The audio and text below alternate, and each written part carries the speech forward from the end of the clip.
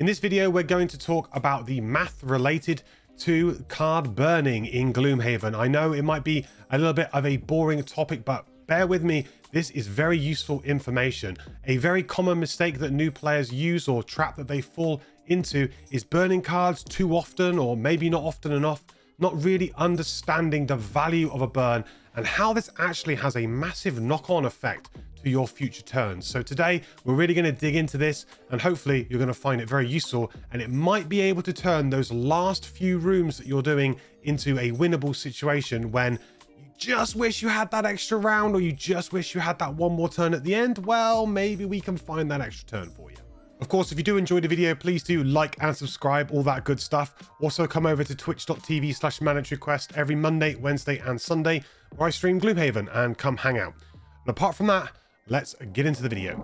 First off, let's look at the starting card counts for all of the starting mercenaries that you can play. You've got the Spellweaver with 8, the Scoundrel with 9, Brute 10, Mind Thief 10, Cragheart 11, and the Tinkerer 12.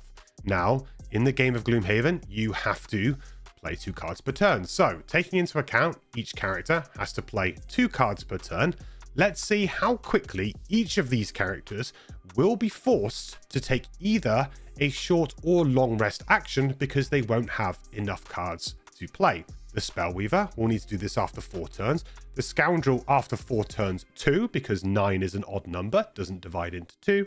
Brute after 5 turns, Mind Thief after 5 turns, Cragheart after 5 turns again because of the divisible by 2, and the Tinkerer has the most with 6. As you can see, the Tinkerer has much more longevity than everybody else due to the extra cards that they have.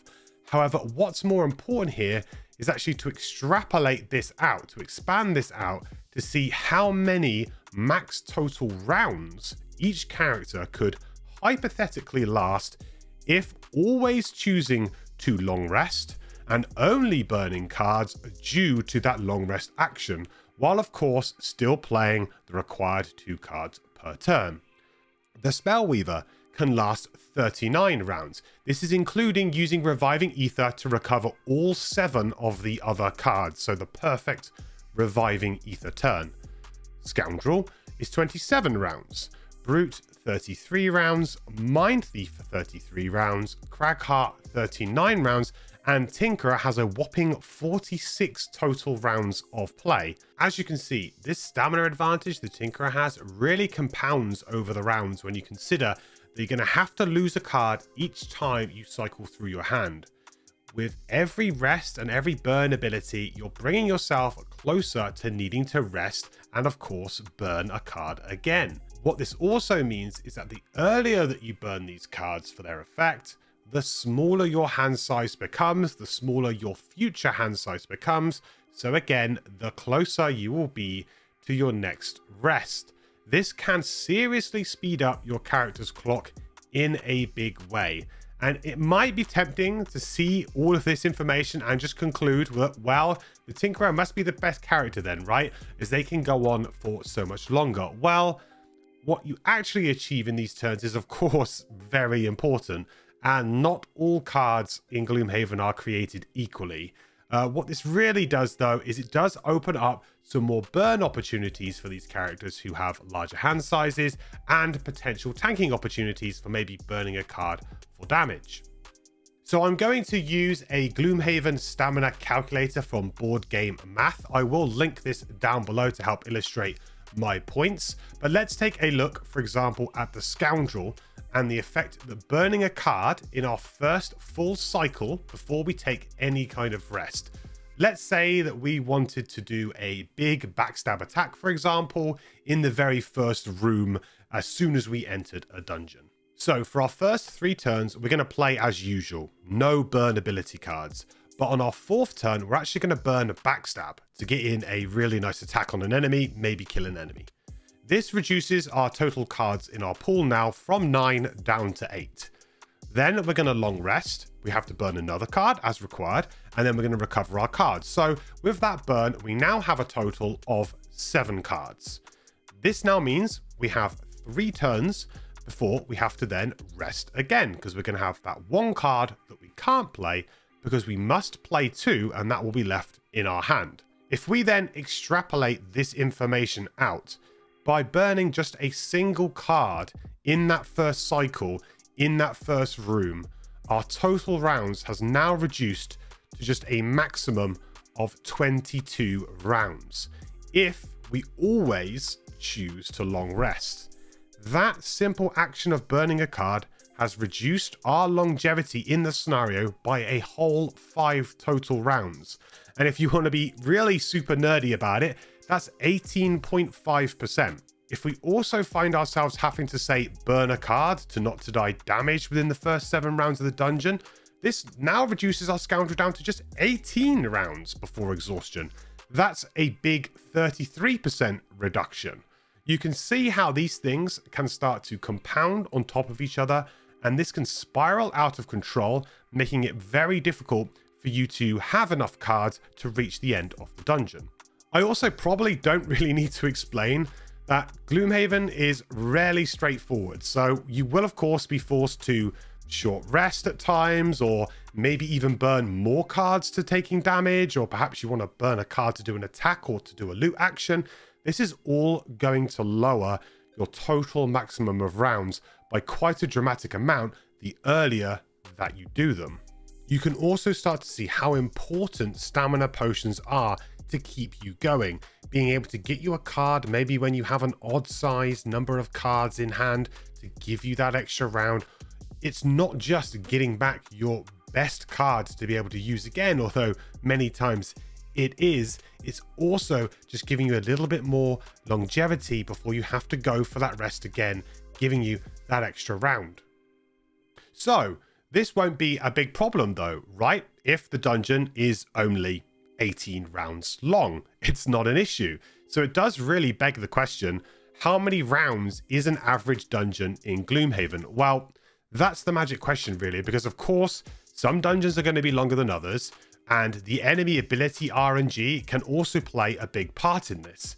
What if a cultist summons another living bones for you to defeat? If that takes your team an extra 2 rounds to just get that enemy dead as well, that's actually a real tax on your resources, and perhaps you might not even have enough cards to be able to deal with that extra living bones that it summoned. One of the reasons why stuns are so important is that it prevents enemy abilities like summons that can put extra enemies on the board for you to have to kill, or potentially really big devastating attacks that may cause you to have to burn a card or maybe even 2 cards to damage. There is no real definitive answer for how long an average dungeon is, but at the beginning of each scenario you should be checking how many tiles there are and what your objectives are. Not every scenario requires you to kill all enemies, so be smart with managing your time. You should be making solid progress at pretty much every opportunity, except for perhaps long resting, and everybody long resting before you open a new door to face a brand new room. In my experience, 4 to 6 rounds per tile is not a bad benchmark to shoot for in a average sized tile, let's say. So let's be quite broad just for the sake of it and say an average scenario might be 4 tiles long.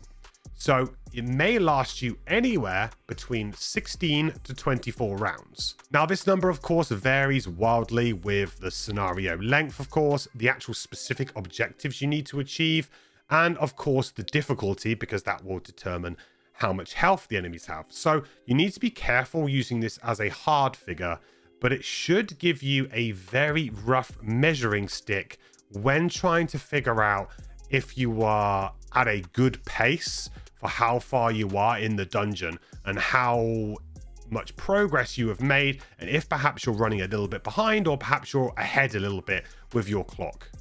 So the next question then is really, when should you actually use your burn cards? Well, in theory, any time that actually burning a card would actually save you stamina and time in the long run.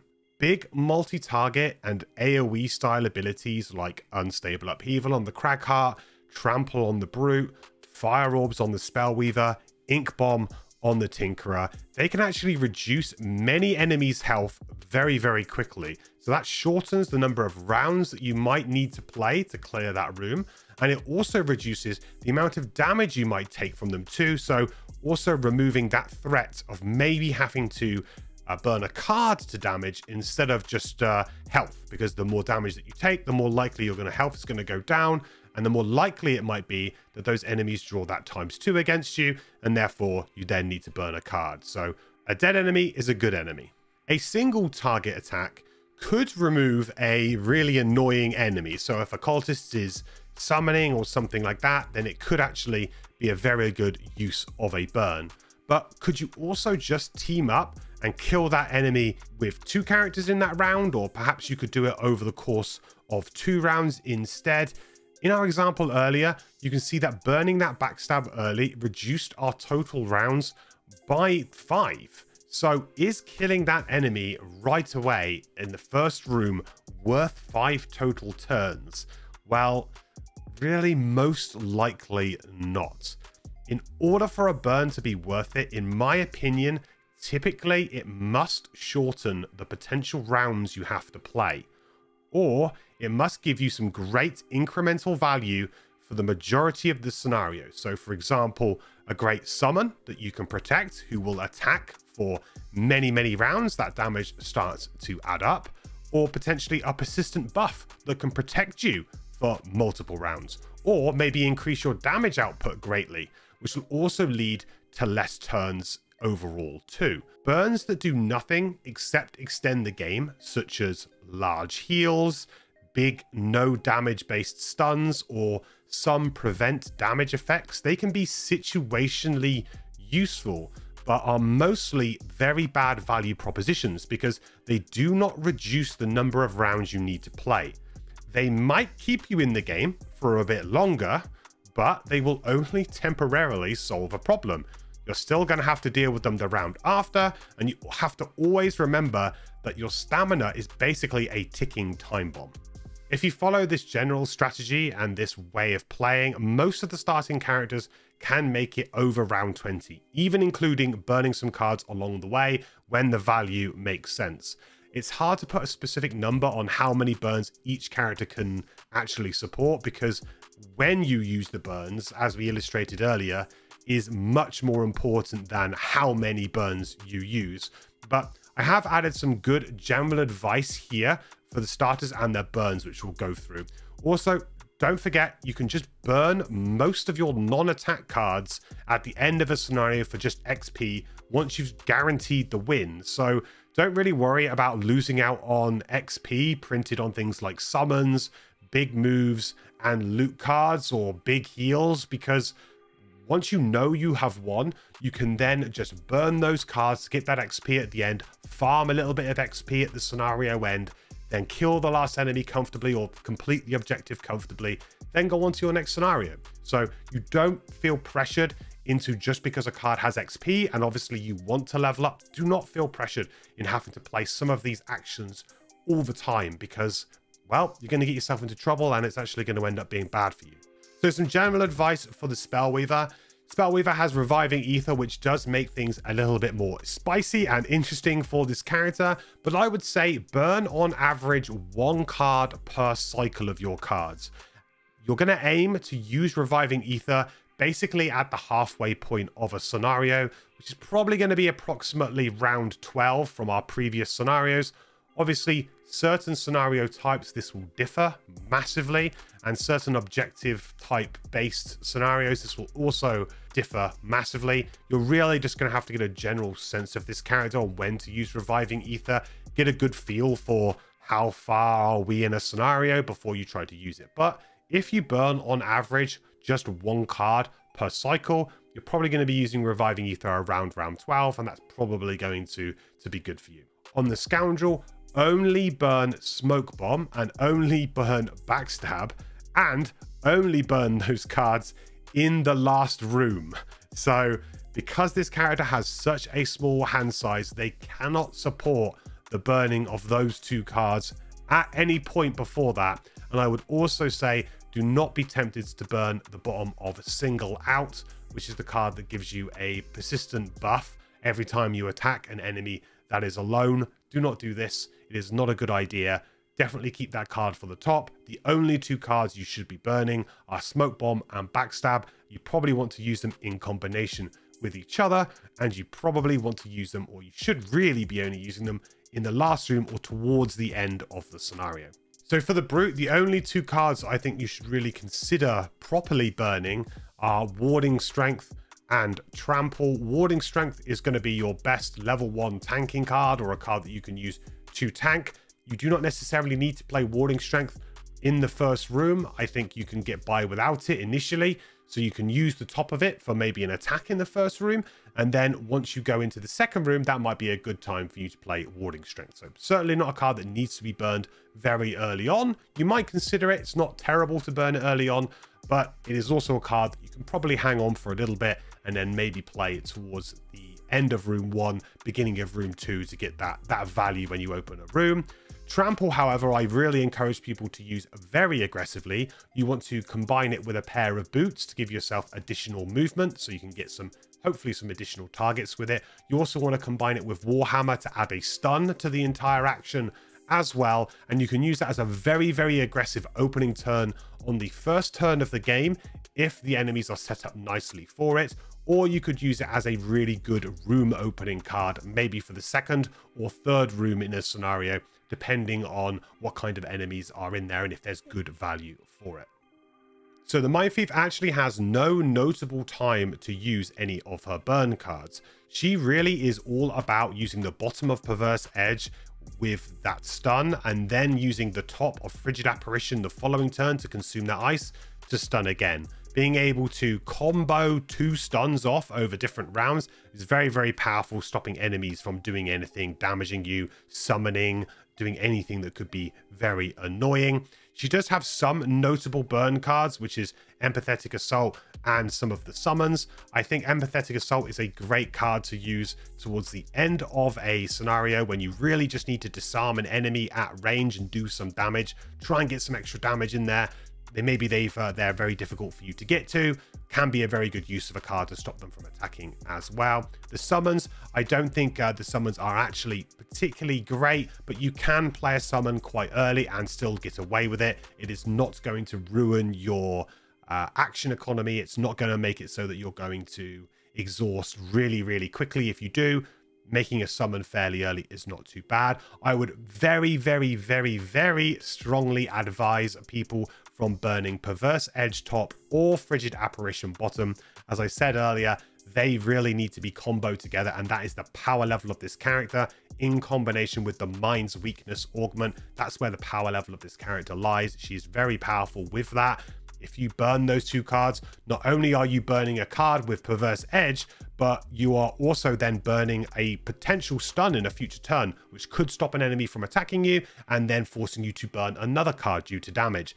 Burning that stun is actually a very big mistake, and I have seen a few players do it recently, so bear that in mind. That is not a card you ever want to burn for the top. And Frigid Apparition, you may consider burning it for the bottom if the situation makes sense and it's towards the end of a scenario. For the Kragheart, Unstable Upheaval is a huge, big damage AoE that I love, especially in combination with Forceful Storm bottom, which actually gives it +2 buff. But also they have Crater for positioning and for some potential damage. I like actually using Crater to try and position myself for the Unstable Upheaval. Backup ammunition is also a very popular burn, which I think you can use going late into the second room if time permits. I certainly wouldn't be forcing backup ammunition in at any point. I would be waiting for a good opportune time. Maybe you have a little bit of downtime between 2 rooms. Make sure you still have backup ammunition in your hand just in case that happens, and then you can play backup ammunition, move towards the door, long rest, and you're all set up ready to go. I do encourage players to use Unstable Upheaval and Crater fairly aggressively. You also can burn the top of Forceful Storm for a big disarm AoE if the situation arises. That character is pretty similar to the Mind Thief in the sense that you're going to have a lot of cards that actually you're just going to want to play again and again and again. You're not always going to want to burn, but you do have that Unstable Upheaval, Forceful Storm, and Crater for 3 very, very good impactful burns early on. So Tinkerer, who's got the most cards? Well, you've got Net Shooter, Ink Bomb, and Flamethrower. 3 really good AoE attacks whenever those 2 or 3 hex patterns kind of start to emerge and it really makes sense for you to do it because you think that you can finish some enemies off, then's a pretty good time to do it. You do have to be a little bit careful about losing some of your movement. So Ink Bomb has a great movement on the bottom, and so does Net Shooter. So if you do lose those early on in the scenario, you might struggle a little bit with your movement. But Net Shooter can also immobilize some enemies, so stop them from being able to attack you, which then what might mean that you might end up having to burn a card to damage if they were going to attack you, right? So Net Shooter's also got that use. So just use these when it makes sense. And the great thing about playing the Tinkerer is that even if you were to burn one and instead of targeting the 3 things, you only targeted 2 things, that's not the end of the world because of those 12 cards that you started with. Potent Potables is another quite nice little healing one that I don't mind playing mid to end of scenario. Definitely not one you want to play in the first room. Definitely not one you even want to maybe play second room. It's going to be towards the end of a scenario. You're going to look to maybe play Potent Potables. It can be very useful when used with the bottom of Restorative Mist, actually increasing that to a move 3 without you having to give up a top action. So perhaps you could also attack while doing some healing on some friendly allies. So very good. One of the best things about the Tinker as well is your ability to help other players recover discarded and maybe even lost cards. This is a way that you can trade off your very large hand size to another player's very small hand size. So keep track of this, and you should certainly be targeting certain players who have maybe smaller starting hand sizes to help them get their cards back over maybe your friends who have got lots and lots of cards that they can use and get back. Try and refrain from using the summons or the traps that this character has, because really, well, they're a bit of a trap. It's a bit too much setup for what it does. It seems good, it's quite hard to make it trigger, and the fact that the proximity mine in particular doesn't even give you XP until it actually goes off. So it's not even a very good, reliable source of XP. So stay away from that card. That is a trap burn for sure, in both senses of the word. And summons as well. The summons are a little bit underwhelming on this character. As fun as they might be, I would try and avoid using the summon actions until maybe right at the end of the scenario and you've already sort of locked up the win. So I hope you found that information useful. I don't think you always necessarily need to be playing Gloomhaven with a calculator or with your head in a spreadsheet trying to figure out the best min-max ways of playing. It's just good to have some awareness of what your actions are really doing in the state of the game and how these have a knock-on effect. So hopefully this just brings a little bit of awareness to it. I certainly don't play by this all the time and think about this constantly when I play. I just have this in the general sense of my mind, and with experience and with the amount that I've played, a lot of this just comes naturally now that I get a good sense of when is the right time to use a card. And certainly if you play more, you will also get to pick this up and you will start to really understand like the flow of the game. And really that does come with experience. And I don't think you should maybe take this really super seriously, but I do think that it could explain perhaps why some people have not been having great success and seem to be losing many scenarios. If you did enjoy the video, please do toss it a like and subscribe, or come over to twitch.tv/MandatoryQuest, where I stream regularly on Mondays, Wednesdays and Sunday. Also, there's a link down below to the sheet that I use to get this stat. So if you do want to dig into the maths yourself, I will put a link down below. I'll also put a link to my tools spreadsheet. So if there's any extra information that you want about monsters and different things like that, I have now actually added monster abilities to the sheet. So if you want to see all of the different monster abilities in the game and the different initiatives that they can go on and their stat sheets, then that's all now in the tool sheet too. Okay, well, apart from that, thank you all so much for watching. I will catch you in the next one. Bye. I think still, yeah. Oh, Scout that's the blessing from Cowboy. Yeah. That's the blessing from. Isaac, at this point, can we get your approval to add an additional attack modifier deck for allies in the digital version?